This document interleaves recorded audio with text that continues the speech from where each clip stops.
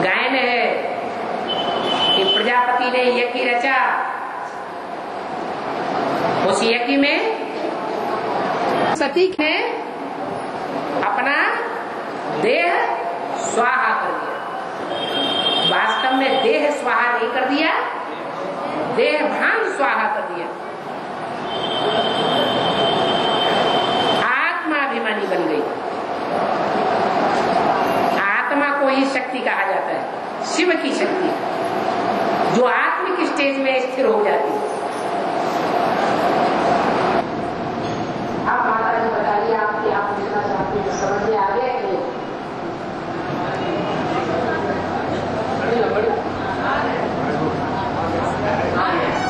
ये एक हाथ से सुना, दूसरे हाथ से निकाल दिया। अरे माता जी से तो पूछ लेते तो प्रश्न क्या करते हैं। आपके प्रश्न का समाधान हुआ? हाँ हाँ। हम दोनों विद्यार्थी एक ही क्लास के हैं। एक प्रश्न हमारा भी था, यही प्रश्न हमारा भी था, लेकिन इसमें मुराद और पड़ रही है। क्या बात साफ नहीं हो रही बाबा। बाबा एक मुद्दे पे बोले जब प्रश्न जाके बताते हैं अपना, तो गीता माता से बताते हैं। गीता माता से, गीता माता जो है जिसको हम माता कहते हैं, बड़ी माता, हाँ, वो माता सिर्फ शरीर है, डब्बा है, या आत्मा भी है? तो दोनों माताओं में डब्बा का पार्ट बजाने वाली कौन सी है, और आत्मा जो धारण करने वाली होती है वो कौन है? और ये तो प्रश्न नहीं है, ये प्रश्न नहीं है हम लोगों का। हाँ, हम लोगों का प्रश्न एक ही मुद्दे हुए हैं। हाँ, ये प्रश्न है कि कृष्ण जो बच्चे पैदा होंगे, कृष्ण बच्चे पैदा होंगे, राधा कृष्ण जो सृष्टि की आदि में बच्चे पैदा होंगे, तो एक मुरली में हम लोगों ने सुना कि बड़ी माता को जाके दादा लेकर बतलाते हैं अपनी बात। बड़ी माता माने कौन? जगदम्बा? नहीं, जगदम्बा से डायरेक्ट कनेक्शन उतना स्नेह का नहीं है, आंतरिक स्नेह का। देह का स्नेह होता है या आत्मिक स्नेह होता है? हाँ? भारत माता से, जो भारत माता का पाठ बजाने वाली है, उसके साथ आत्मिक स्नेह नहीं होता, दिल का स्नेह। जो दूसरी पत्नी बनाई जाती है वो देह की पूर्ति के लिए बनाई जाती है या आत्मिक संतोष के लिए बनाई जाती है? कौन से संतोष के लिए बनाई जाती है? अरे जो दूसरी शादी की जाती है, विकार में जाना माने शादी, दूसरी पत्नी जो बनाई, वो दूसरी पत्नी विकारी भावनाओं को पोषण करने के लिए बनाई जाती है या दिल की भावनाओं का पोषण करने के लिए बनाई जाती है? तो दिल का स्नेह दोनों माताओं में से किससे था?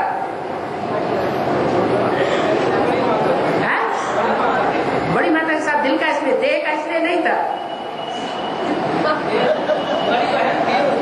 हाँ, जो बड़ी बहन थी वो बड़ी माता नहीं है। बड़ी माता कहा जाता है जगदम्बा को। जगदम्बा है बड़ी माता। बड़ी माता इसलिए कि सारी सृष्टि की माता है। दूसरे धर्म की जो दूसरी 500 करोड़ आत्माएं हैं, वो सब की माता है और उसे कहते हैं जगद अम्बा। जगत माने 500 करोड़, और वो है सिर्फ भारत माता। वैष्णवी शक्ति है, वैष्णवी देवी है, उससे विष्णुकुल की स्थापना होती है। तो ये बात बदल दीजिए।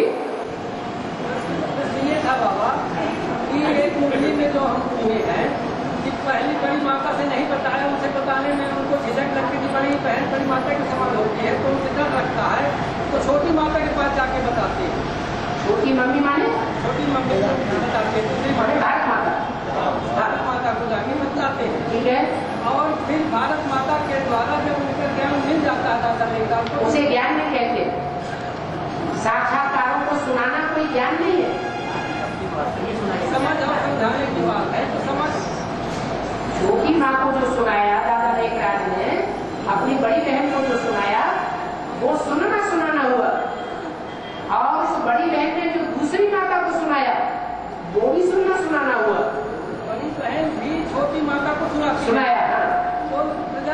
पहले सुनाती है या बाद में सुनाती है? पहले ही सुनाती है, पहले सुनाती है। हाँ। तीसरे नंबर की ब्रह्मा तो गलती है। हाँ तीसरे नंबर की ब्रह्मा बोली में बोली हुई बात है बाबा जी हाँ कि वो तीसरे नंबर की ब्रह्मा बोली कौन? दूसरी माता, हाँ छोटी मम्मी तीसरे नंबर की ब्रह्मा हुई। हाँ फिर दादा ने 1 लाख जब पहले कपट करेंगे वो तो फिर बाद में पैदा होते हैं, तो पहले ब्रह्मा के मुख से ज्ञान सुना तो ब्राह्मण पहला बना, इसलिए बोला गया है ब्राह्मण बने बिगड़ प्रजापिता खा गया। प्रजापिता माने 500 करोड़ की प्रजा, उसका पिता वो पहला ब्राह्मण है सृष्टि का, वो पहला देवता बनता है। लेकिन वो ब्राह्मण जो है वो किसी ब्रह्मा के मुख से सुनेगा तभी तो मुखवाणी श्रवणी ब्राह्मण कहा जाएगा। तो किसके मुख से सुना उसने? बड़ी माता की, बड़ी माता के द्वारा सुना। और पहला ब्राह्मण तब कहा जाएगा जब वो सुनने के साथ साथ समझे। अगर समझे नहीं तो ब्राह्मण कहा जाएगा नहीं कहेंगे ऐसे ही। हाँ कर्मा की व्यवस्था जो है मतलब अगर हम जैसे रहते हैं याद की यात्रा में रहते हैं, जब मान लीजिए बाबा याद करते हैं उस वक्त यदि हमसे कोई गलती कार्य हो जाता है, कोई गलत कार्य हो जाता है, क्या उसका पाप हमको लगता है कि नहीं लगता? जो भी गलत कार्य हो जाता है उसका पाप क्यों नहीं लगेगा? अगर 100% याद नहीं होगी, याद होगी 100% तो पाप नहीं लगेगा।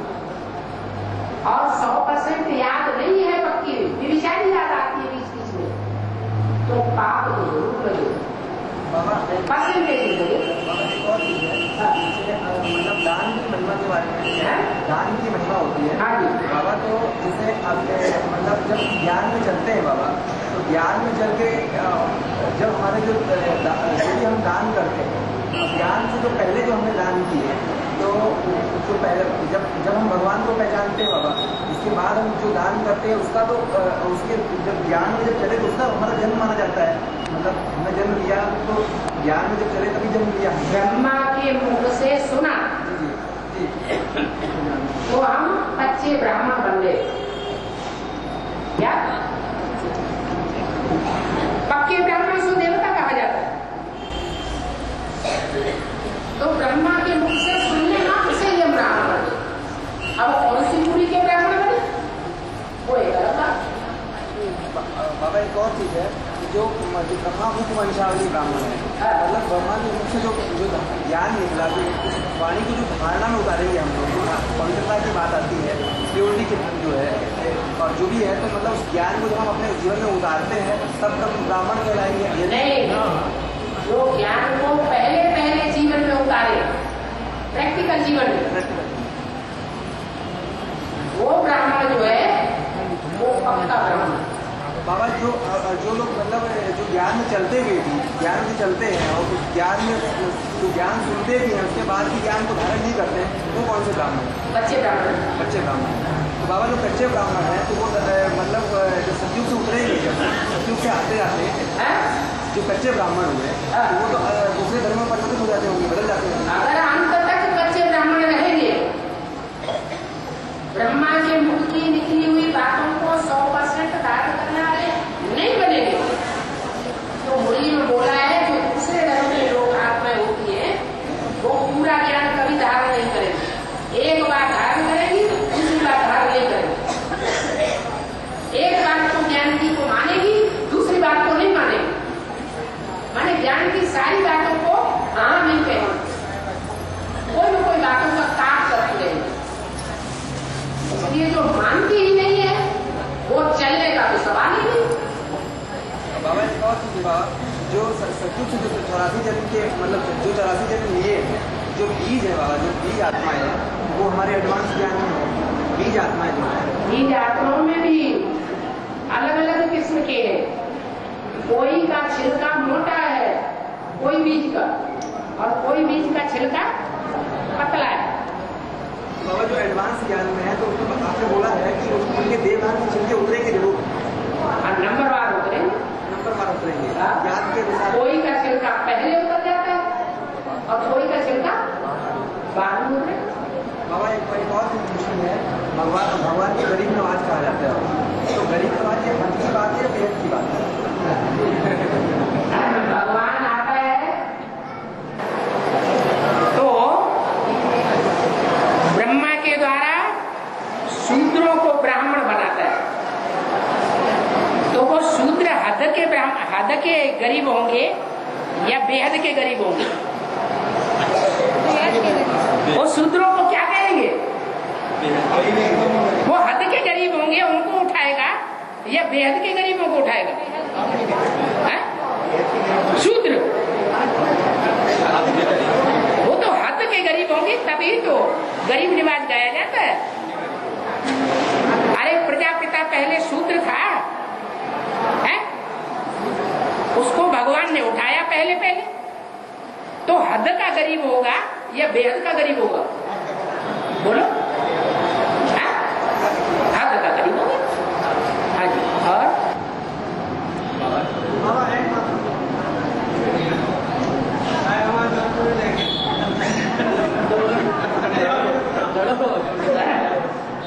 आपने देख लिया कि ये पहले उतरे, आप दिन का मस्ती करके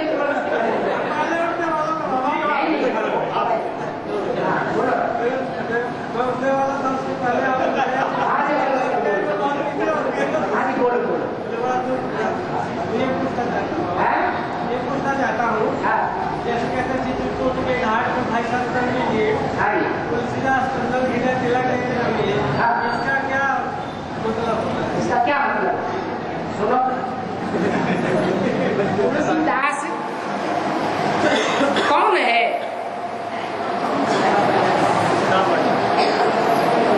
मुरली में बोला है, अपनी अपनी कथा कहानियां शास्त्रों में लिख दी है। जिन आत्माओं ने जो जो पार्ट बजाए ना, अपनी कहानी लिख दिया, वो अपनी कहानी अपने शास्त्रों में अपने ही हाथों से लिखी है बैठ करके। अरे मनुष्यों ने ही शास्त्र बनाए ना, देवताओं ने, भगवान ने तो शास्त्र नहीं बनाए। तो शास्त्र बनाने वाली जो मनुष्य आत्माएं थी, वो पूर्व जन्म में देवताएं थी कि नहीं रामकृष्ण की दुनिया में? और देवता बनने से पहले ब्रह्मा मुख के ब्राह्मण थे, ब्रह्मा के मुख से ज्ञान सुन के ब्राह्मण बने। तो तुलसीदास की आत्मा कौन हो गई? राम वाली आत्मा हो गई। अब राम वाली आत्मा के लिए ये बोला गया, चित्रकूट के घाट पर, कूट माने पहाड़, चित्र माने विचित्र। कैसा पहाड़? ये विचित्र पहाड़ है, ऐसा दुनिया में कोई पहाड़ नहीं है। क्या? वो पहाड़ जो होते हैं वो तो स्थूल पहाड़ है? ये कौन सा पहाड़ रहा होगा? है? विचित्र का मतलब क्या हुआ? जिस पहाड़ का कोई चित्र नहीं है, विपरीत चित्र। वे माने विपरीत, माने ऐसा पहाड़ ऊंची स्टेज वाला, जिस ऊंची स्टेज के पहाड़ पर तुलसीदास चंदन घिसे, उन्होंने ज्ञान का चंदन मंथन किया। तुलसीदास माने राम वाली आत्मा ज्ञान का मंथन करती है। तुलसीदास चंदन घिसे चित्रकूट के घाट पर, भई संतन की भीड़। क्या संत किसे कहा जाता है? सत्य शब्द से बनता है संत। क्या? जिन्होंने सत्य का अंत पाया, जो सत्य को सुनने में जिनकी बुद्धि लगी रहती है। और सत्य सुनाने वाला कौन है? एक परमपिता परमात्मा ही सत्य सुनाता है, बाकी दुनिया में सब झूठे हैं, नंबरवार झूठे हैं। क्या?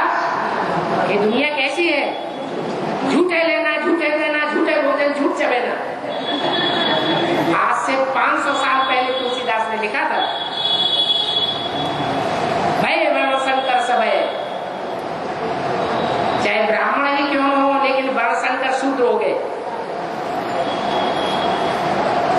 तो ब्राह्मण मनन चिंतन मंथन करते हैं या शूद्र मनन चिंतन मंथन करते हैं? ब्राह्मण मनन चिंतन करते हैं। तो चित्रकूट के घाट पर वही संतन की भीड़ जो सत्य को चाहने वाले हैं, सत्य को पहचानने वाले हैं। गॉड इज ट्रुथ कहा जाता है, भगवान ही सत्य है और कोई भी सत्य नहीं। उस भगवान को मानने, जानने, पहचानने वाले सत्य को जो है वो ही भगवान के सुनाए हुए ज्ञान को महत्व देते हैं। तो संतन की भीड़ लग गई, पूरा हाल भर गया। संतन की भीड़ लगी, क्या असंतों की भीड़ नहीं लगी, जिनको ज्ञान की बातों से सत्य क्या है उससे कुछ लेना देना नहीं। भाई संतन की भीड़, उस संतों की भीड़ में ज्ञान का चंदन घिसने का कार्य किसने किया? सबसे जास्ती जो 84 का पूरा चक्कर लगाती है, ऑल राउंड पार्टधारी आत्मा है। और आत्माओं के एक दो दिन, महीना, 2 महीना, सप्ताह, 2 सप्ताह, 100-200 वर्ष कम भी हो जाएंगे, लेकिन वो ऑल राउंड 84 का चक्कर लगाने वाली आत्मा है। तो वो ज्यादा मनन चिंतन मंथन करेगी, वो ज्यादा अनुभवी होगी 84 जन्मों की, या कोई दूसरी आत्मा 84 जन्मों की अनुभवी होगी? है? जो ऑल राउंड पार्ट बजाने वाला है वो ज्यादा अनुभवी होगा। तो जो अनुभवी होगा वो मनन चिंतन मंथन भी सबसे जास्ती करता है।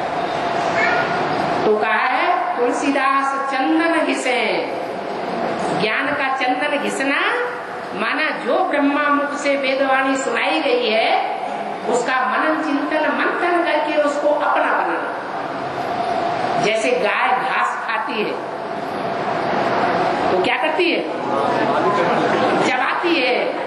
अगर चबाएगी नहीं तो दूध नहीं बनेगा। कब दूध बनेगा? जितना चबाएगी। ऐसे ही ये ब्रह्मा के मुख से निकला हुआ ज्ञान, बेसिक ब्राह्मण वाले भी ब्रह्मा कुमार कुमारियां सुन रहे हैं, लेकिन वो चबाते नहीं है, ऐसे ही निकल जा रहे हैं। और जो चबाने वाले हैं वो चित्रकूट के घाट पर, जहां वही संतन की भीड़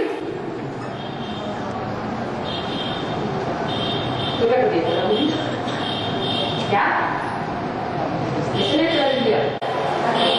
रघुवीर ने तिलक दिया।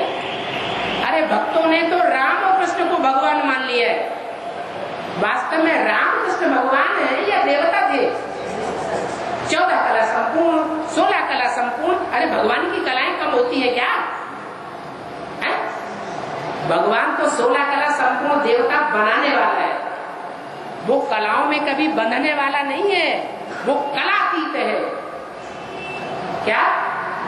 कलातीत कल्याण कल्पांतकारी कहा जाता है।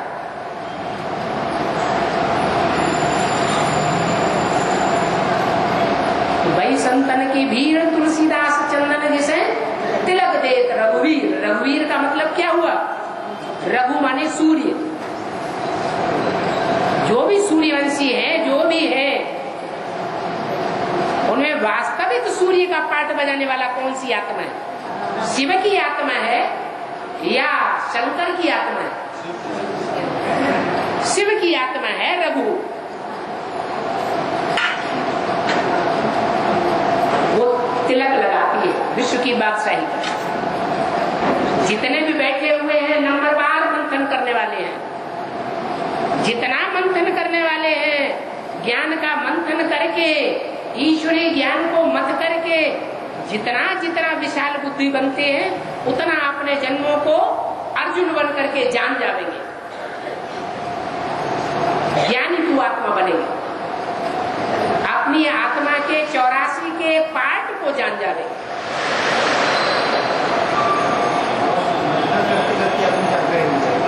अपनी जानकारी अपने आप होगी या सबको एक एक को शिव बाबा बताएगा? हाँ, तो तुलसीदास चंदन घिसे तिलक देते रहूंगी। विश्व की बादशाही का तिलक भगवान देते हैं। माना शिव जो है वो क्या करते हैं, जो जितना मंथन करेगा, चिंतन करेगा, उसको विश्व की बादशाही का तिलक लगेगा। नंबर वार एक जैसे विश्व के बादशाह नहीं बनते। ऐसे तो दुनिया में सारे विश्व के ऊपर कंट्रोल करने के लिए आकांक्षा करने वाले बहुत हुए। हिटलर, नेपोलियन, सारे विश्व के ऊपर कंट्रोल करने के लिए आमादा थे, लेकिन रास्ता गलत अपनाया, हिंसा का रास्ता अपनाया, हिंसक युद्ध कराए। हिंसा से विश्व की बादशाही नहीं मिलती है। ये राजयोग बल है जो भगवान ही आकर के सिखाता है, और राजयोग बल से बड़े से बड़ा राजा विश्व का महाराजा बनाता है, बना रहा है। जो राजयोग सीखेंगे वो ना बनेंगे।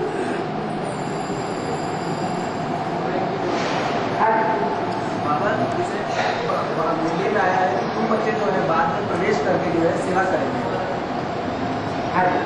बाबा एक आत्मा जो है अगर सोल कंसेशन उसकी आखिरी स्टेज होती है तो एक में प्रवेश करती है, अनेक में प्रवेश करती है।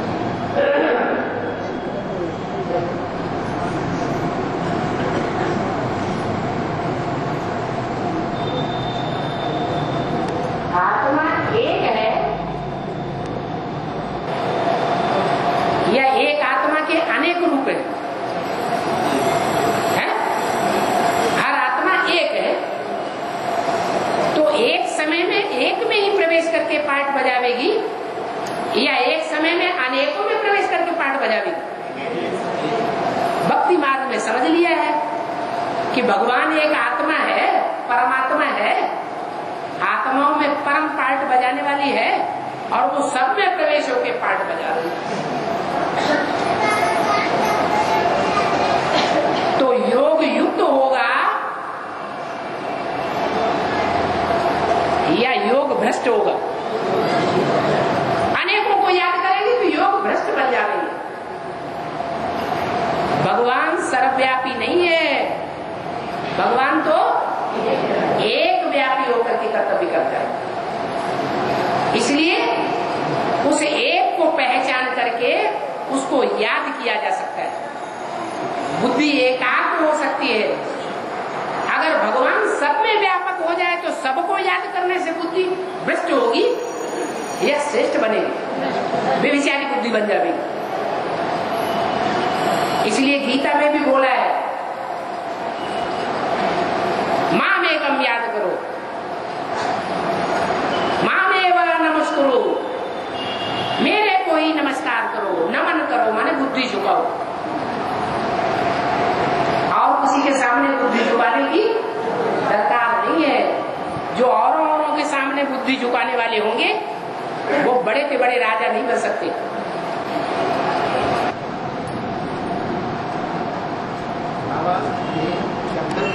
सांप दिखाते हैं और विष्णु के 6 सांप दिखाते हैं। वो सांप बड़ा दिखा के शंकर के पास चुके कहते ना गले पड़ गया,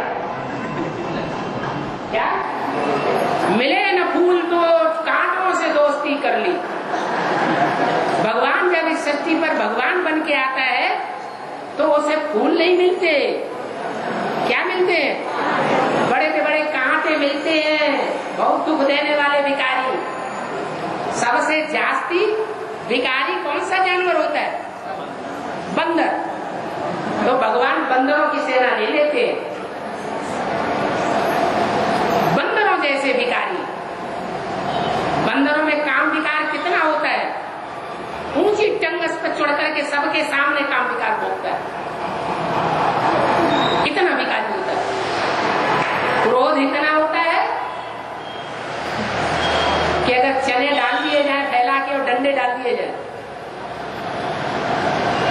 तो आपस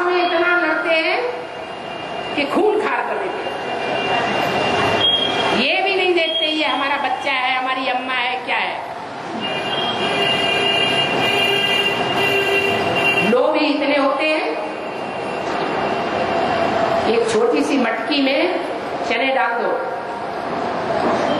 जिसका मोहरा छोटा हो, मटकी का मुंह छोटा हो, उसमें वो हाथ डाल लेगा और मुट्ठी भर लेगा, तो तब तक नहीं छोड़ेगा जब तक वो मटकी टूट नहीं जाएगी। वो बुद्धरूपी हाथ फंस गया तो फंस गया, वो मटकी को अपने आप नहीं छोड़ेगा। मटकी अपने आप भले फूट जाए और घुंघरू को भी नहीं छोड़ेगा। मोही इतना होता है कि अगर बच्चा मर जाए तो महीनों तक उसकी खाकर को अपने पेट से लिपटा करके रखती है बंदरी। बंदरी ही क्यों लिपटा के रखती है? बंदर क्यों नहीं लिपटा के रखता? क्योंकि अभी जो बंदरियां हैं उनमें मोह हो जाता है या बंदरों में ज्यादा मोह है? जो पुरुष पार्ट बजाने वाले बंदर हैं राम की सेना के, उनमें ज्यादा मोह है या बंदरियों में ज्यादा मोह है? इसलिए बोला है माताओं का अगर मोह विकार खत्म हो जाए तो समझो माताएं विजयी हो गई।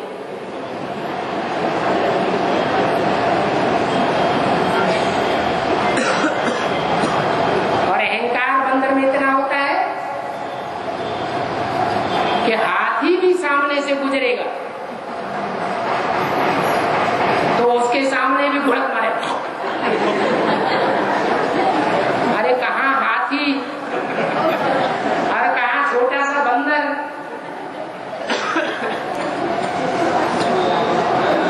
तो ऐसे ऐसे कामी, क्रोधी, लोभी, मोही, अहंकारी जो भारतवासी है, बीज रूप आत्मा इस सृष्टि की इतनी पावरफुल है, भगवान के डायरेक्ट बच्चे बनने वाले हैं। भगवान दुनिया में ऊंचे के ऊंचे है, राजाओं का राजा बनाने वाली इतनी सर्वशक्तिमान आत्मा है भगवान। तो उसके बच्चे कम पावरफुल होंगे या ज्यादा पावरफुल होंगे? ज्यादा पावरफुल तो होते हैं, लेकिन वही बच्चे, राजा महाराजा के बच्चे अगर कुसंग में आ जाएं तो राजा महाराजा के बच्चे ज्यादा बिगड़ते हैं या कोई गरीब आदमी के बच्चे ज्यादा बिगड़ते हैं? ज्यादा खतरनाक कौन बन जाते हैं? राजा महाराजा का बच्चा जो है बहुत खतरनाक, बहुत बिगड़ेल बन जाता है। ऐसे ही ये भगवान के बच्चे बंदर है। राम की सेना कही जाती है, बाकी ऐसे नहीं है कि भगवान ने कोई बंदरों की सेना ली। मनुष्य ही बंदर मिसल बन जाता है। तो उन्होंने लिख दिया है मनुष्य 84 लाख योनियों में जाता है। अरे मनुष्य 84 लाख योनियों में नहीं जाता है, 84 लाख योनियों जैसे कर्म करने लग पड़ता है। सूरत मनुष्य की और सीरत बंदरों जैसी हो जाती।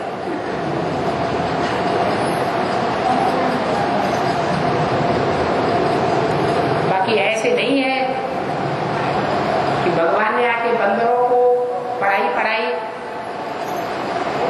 भगवान ने आकर के घोड़े का अवतार लिया, घोड़ों को पढ़ाई, हैप्पी अवतार लिया। भगवान ने आकर के मछली का अवतार लिया, मत्स्यावतार, मछलियों को पढ़ाई, राजयोग सिखाए। ऐसा कुछ नहीं है। ये मनुष्य आत्माओं के चरित्र हैं जिन्होंने ऐसे ऐसे पार्ट बजाए हैं। सुअर का अवतार लिया, सुकर अवतार दिखाई दिया। अरे भगवान को मनुष्य पढ़ाने के लिए नहीं मिलते, सुअर पढ़ाने के लिए मिला। अरे पढ़ाई पढ़ने वालों में जो मनुष्य थे, उन मनुष्यों में से भी सुअर के जाति के मनुष्य ऐसे थे जो गाय में लौटते, कीचड़ में लौटते। सुअर कहाँ लौटता है? लोट लगाता है कीचड़ में। ये विषय विकार क्या है? ये कीचड़ में लोट लगाने वाली बात है। कीचड़ में रमण करता है। ऐसे जो विकारी मनुष्य है, मनुष्य शक्ति के, इस्लाम धर्म की आत्मा है, महाविकारी। एक स्त्री से तो उनका जिंदगी में काम चलता ही नहीं, इसलिए धर्म में नूद कर दी है कि 4-4 शादियां कर सकते हैं।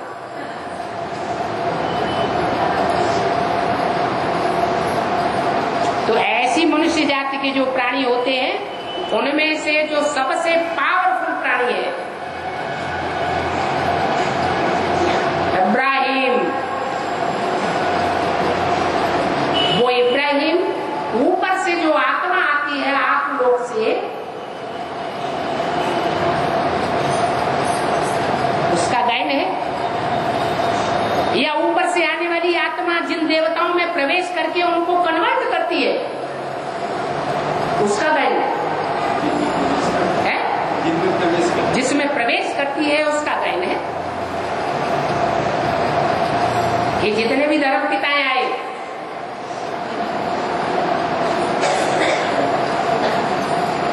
वो सीधे आके कोई बच्चा नहीं पैदा बन जाते हैं। परम नाम से जो आत्मा आएगी, पवित्र लोक से आएगी, तो पवित्र आत्मा होगी या अपवित्र आत्मा होगी? पवित्र आत्मा होती है। पवित्र आत्मा गर्भ से जन्म नहीं ले सकती। इसलिए जो सतयुग त्रेता में जन्म लेते लेते जो देव आत्माएं नीचे उतरी द्वापर युग में,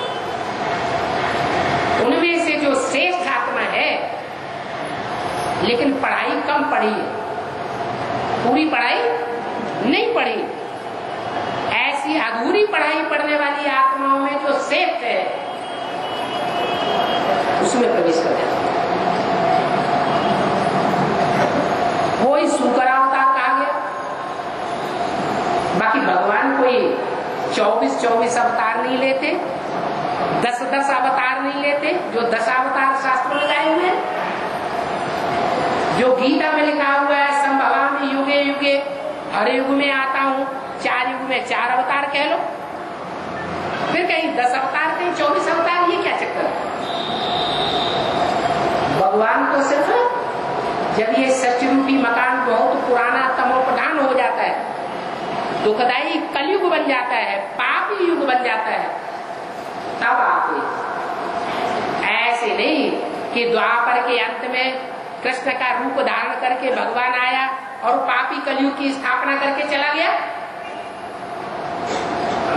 अरे भगवान आवेगा तो सुख की दुनिया बनावेगा या पापियों की दुनिया बनावेगा? दुख की दुनिया बनाने के लिए भगवान आता है क्या? अरे लौकिक दुनिया का भी बाप होता है, वो अपने बच्चों के लिए सुख देने के लिए नया मकान बना के जाता है या सुख देने के लिए जाता है? सुख दे करके बाप नहीं जाता। बाप हमेशा अपने बच्चों के लिए सुख की सृष्टि रचता है, वो तो बेहद का बाप है।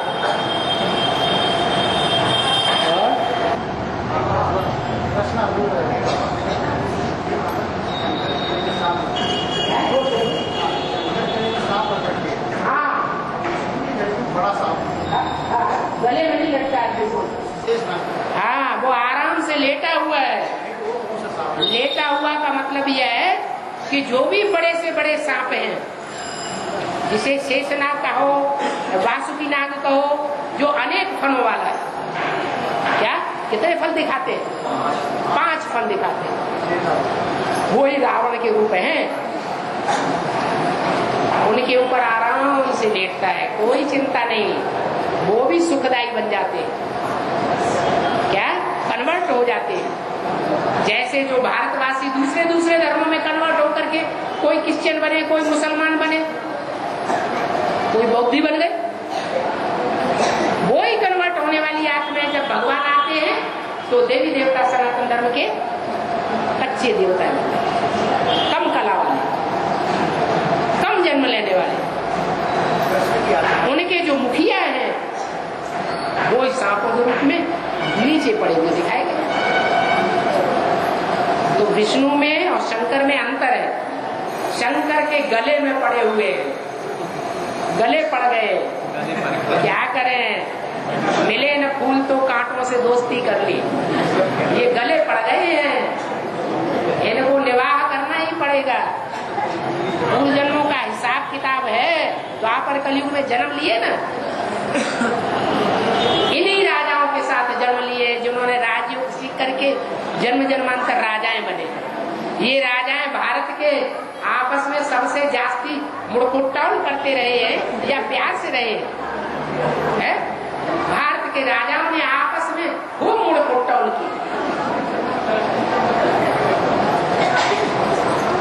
जब कोई विदेशियों का आक्रमण होता था तब उनकी आंखें खुलती थी, और जो उस समय भारत का बड़ा राजा होता था उसकी शरण लेकर के इकट्ठे होकर के लड़ाई लड़ते, नहीं कि ये सब आपस में एक दूसरे को धोखा देने वाले, भारत का नाम बदनाम करने वाले हैं। अगर ये भारतवासी राजाएं राम वाली आत्मा के पूर्व जन्मों में सहयोगी बन करके रहे होते और विदेशियों से लगातार मुकाबला किया होता तो भारत की ये दुर्दशा नहीं होती। अभी भी ऐसे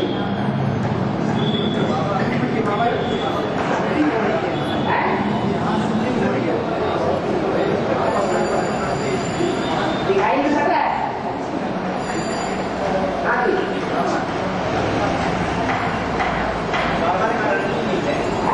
जो बच्चे हमारे मन में सबको परिवार ज्ञान में चलेगा, परिवार में आपको कौन शामिल है, उनके बच्चे शामिल है, उनके माता पिता, परिवार में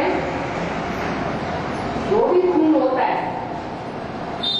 एक परिवार के जो भी एक घर में रहने योग्य होते वो सब परिवार है।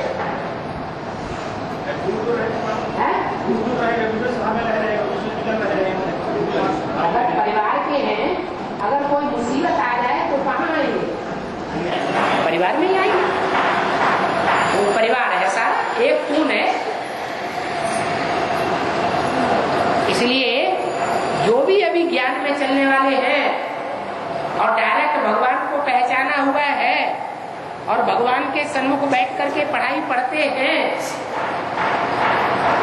मानते हैं, जानते हैं और चलने का प्रयास करते हैं, उन बच्चों को ये वरदान मिला हुआ है, तुम्हारा पूरा का पूरा परिवार ज्ञान में चलेगा।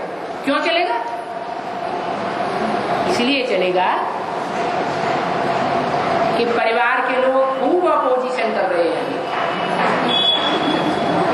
अपोजिशन करने के बावजूद भी भगवान ने तुम्हें डायरेक्शन दिया है, भूम भूम करते रहो ज्ञान की।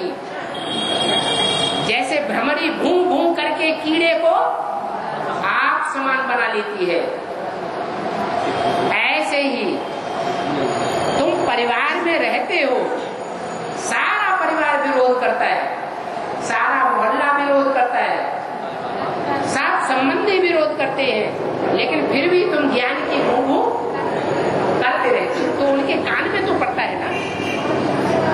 और कान में पड़ते हुए भी वो तुमको लात मार करके विभीषण की तरह बाहर तो नहीं निकाल देते। ये तो चाहते हैं कि हमारे घर में रहे, चाहते हैं या नहीं चाहते? चाहते। और तथाकथित ब्रह्मा कुमार कुमारी वो तो तुम्हें लात मार करके निकाल दिया। तो वो तो इतनी गहन शक्ति उनमें है ही नहीं जो तुम्हारी बात को सुने। ये कम से कम सुनते तो हैं, विरोध करते हैं तो कोई बात नहीं। हाँ, अभी बात पूरी नहीं हुई। तो जो सुनते हैं और फिर भी तुमको सहन करके अपने पास रखना चाहते हैं, जब संसार में भगवान की प्रत्यक्षता होगी तो सबसे पहले कौन मानेंगे? दुनिया वाले मानेंगे या तुम्हारे परिवार के लोग मानेंगे? परिवार के लोग पहले मानेंगे, क्योंकि उन्होंने पहले से ही तुम्हारे ज्ञान की बातों को सुना हुआ है, समझते भी हैं लेकिन मानते नहीं है। अभी अभी विश्वास नहीं बैठा हुआ है। जब विश्वास बैठ जाएगा, सूर्य निकल आवेगा, उस समय अमृत वेला खत्म हो जाएगा। अमृत वेला जो योगी जन पुरुषार्थ करते हैं, वो पुरुषार्थ का फल मिलता है। अमृत वेले का महत्व ज्यादा है। ये ज्ञान सूर्य उदय होने वाला है, उदय होने से पहले अमृत वेला चल रहा है। इस अमृत वेले में जो पुरुषार्थ कर लेंगे, भगवान के बताए अनुसार, वो ऊंच पद पाने वाले, राजघराने में जन्म लेने वाले बनेंगे। कोई महाराजा बनेंगे, कोई महारानी बनेंगे, कोई राजा बनेंगे, कोई रानी बनेंगे, कोई प्रिंस बनेंगे, कोई प्रिंसेस बनेंगे, कोई राज्याधिकारी बनेंगे। अकेला राजा थोड़ी राजा ही करता है क्या? है? नहीं करता है। लेकिन जब सूर्य निकल आवेगा, सारे संसार में प्रत्यक्ष हो जाएगा, फिर अमृत वेला खत्म। तो वो परिवार के लोग पुरुषार्थ नहीं कर पाएंगे, झगड़े का माहौल दुनिया में पैदा हो जाएगा, महामारी, महाभारत, गृह युद्ध शुरू हो जाएगा, खून खराबे होंगे, हिंदू, मुसलमान, सिख, ईसाई सब आपस में लड़ेंगे। तो पढ़ाई शांति के टाइम पर होती है या अशांति के टाइम पर होती है? अभी शांति का टाइम चल रहा है, तो वो मानने के लिए तैयार नहीं है। लास्ट में मान तो लेंगे, लेकिन पुरुषार्थ नहीं कर पाएंगे, इसलिए प्रजापद में आ जाएंगे। स्वर्ग में तो आवेंगे, लेकिन उच्च पद नहीं पाएंगे।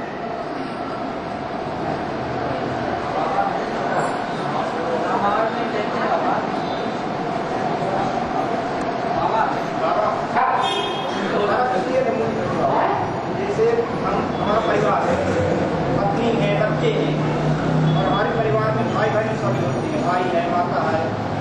वो लोग गाँव में रहते, दूर रहते हैं, वो लोग सामने वो लोग भाई से ज्ञान दूर रहते हैं, काफी दूर रहते हैं। तुम्हारा फर्ज क्या कहता है?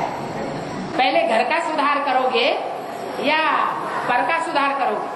घर में आग लगी हुई हो तो कोई बाहर दूसरे के घर में पानी डालने जाता है? पहले अपने घर के परिवार में अपने बाल बच्चों को आग से बचाता है। अब जान गए आप कि भगवान आके ज्ञान दे रहा है, दुनिया में आग लगने वाली है, तो आपका फर्ज क्या कहता है? घर में गांव वालों को जाकर समझाना है या नहीं समझाना है? बस इतना कह के दूर हो जाएंगे, वो तो दूर रहते हैं। आपको नजदीक जाके सुनाना नहीं चाहिए है? बाबा 2018 में जैसा बाबा ने बताया प्रतिष्ठा होगी, संगम की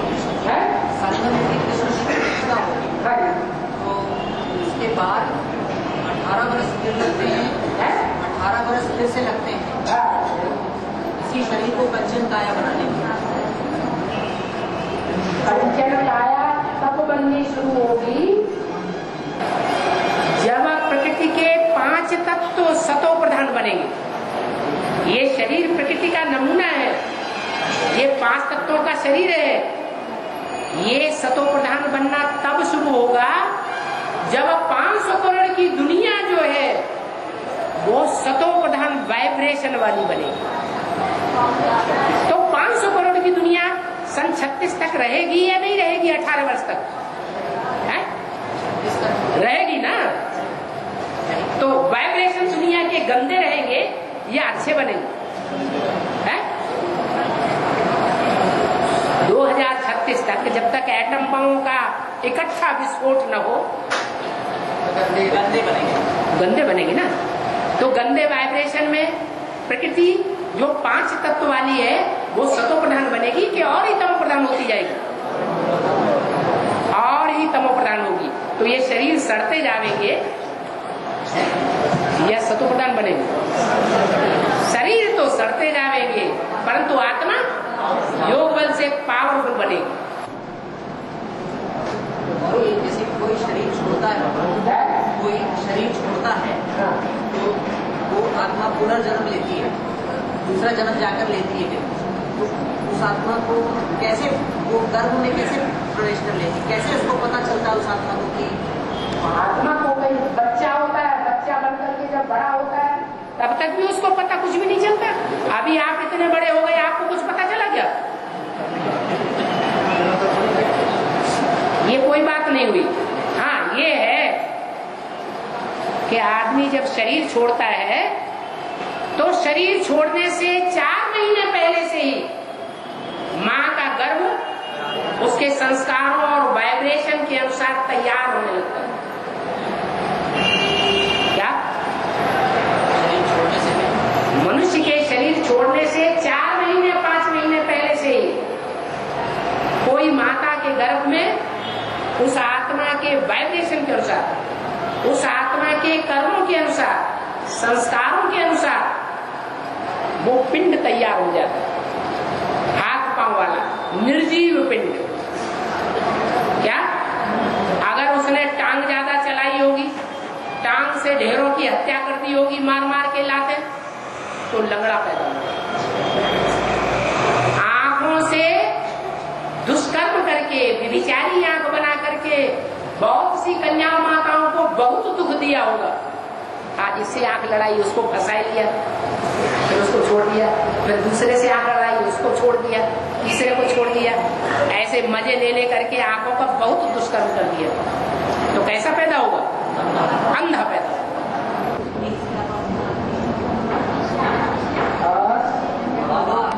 बाली और कुछ पहले हैं, बाली और कुछ भी भाई भाई, लेकिन बाली जो है तो उसके माने भाई का जो जिससे वो माने लड़ता था उसका आधा ताकत उससे आ जाता था, लेकिन माने बाप को माने राम को ज्यादा मानते थे, राम को ज्यादा मानते थे सुग्रीव, और बाली जो माने सुग्रीव लड़ते थे बाली से, तो उसका आधा ताकत उससे माने आ जाता था। एक ऐसी बात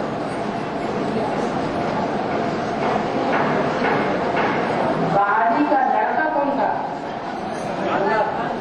अंगद, जिसने अपना अंग अंग ईश्वरीय सेवा में अर्पण कर दिया। तो अंगद किसका लड़का है? बाली। बाली ने अपने भाई का सारा राज्य हरण कर लिया, पत्नी का भी राज्य हरण कर लिया। किसने? बाली।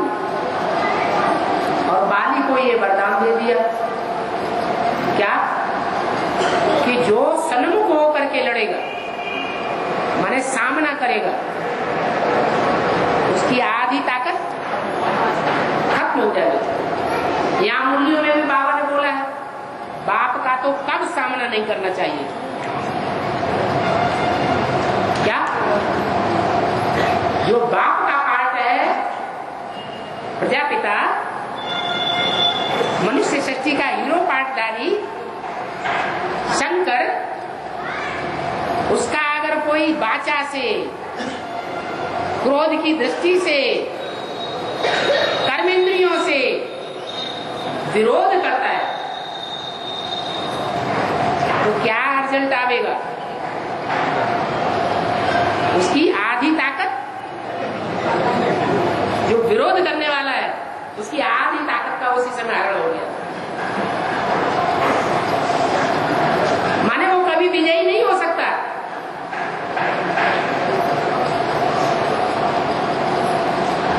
इसलिए फिर राम ने क्या किया?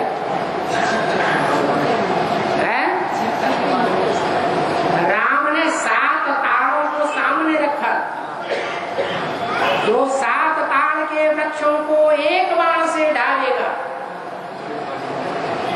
वो वाली को मार सकता है।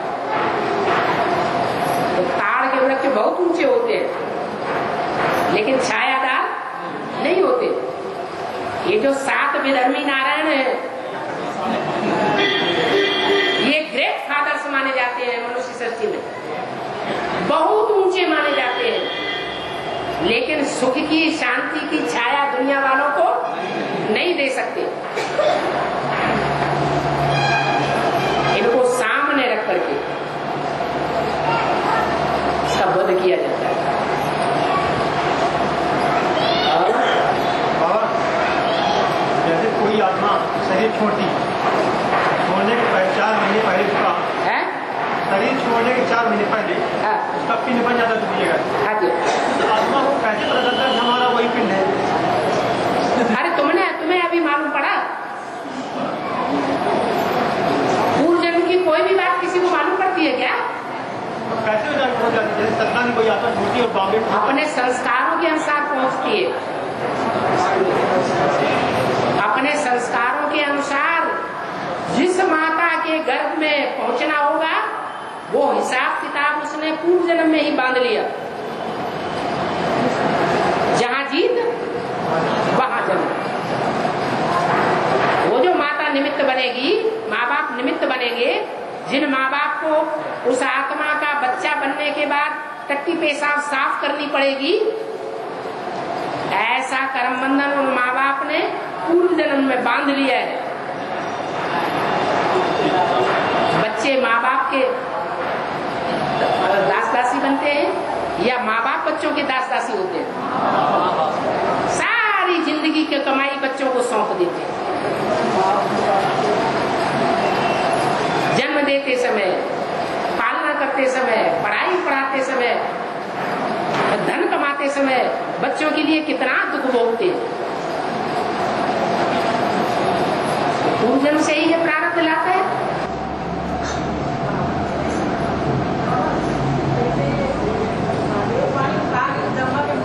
बहुत दिन के भूखे हैं, बोल रहे हैं तो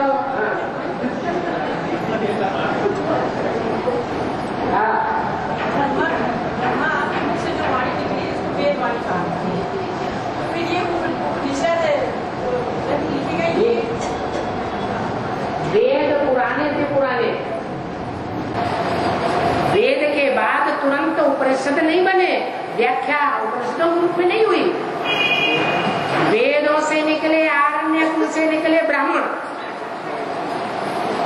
उनसे निकले उपनिषद, उसके बाद बने हैं पुराण। ये एक दूसरे की व्याख्याएं होती गई। क्या? जैसे ब्रह्मा के मुख से जो वाणी निकली, अब उस मुख से निकली हुई वाणी को व्याख्या की जाती है।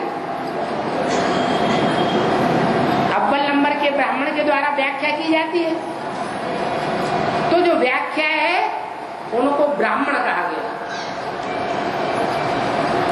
फिर उस व्याख्या को जो गहरे से गहरा फॉलो कर लेते हैं प्रैक्टिकल जीवन में, वो आरण्यक कहेंगे। आरण्यक माने जंगल। तुम बच्चों की विजय कब होगी? जब सन्यासी निकलेंगे तब तुम्हारी विजय हो जाएगी। तो उस ज्ञान की गहराई को जिन जन सन्यासियों ने जन्म जन्मांतर पवित्रता धारण की है, वो उस ज्ञान की गहराई को गहराई तक पकड़ेंगे। और गहराई तक पकड़ने के कारण वो जो व्याख्या करेंगे शास्त्रों को, बाबा की वाणी की, वो आरण्यक कही जाती। बाद में फिर बनते हैं उपनिषद। उप माने नजदीक, नजदीक बैठ करके ज्ञान दिया जाता है। जैसे कठोपनिषद, एक गुरु और एक समझने वाला चेला।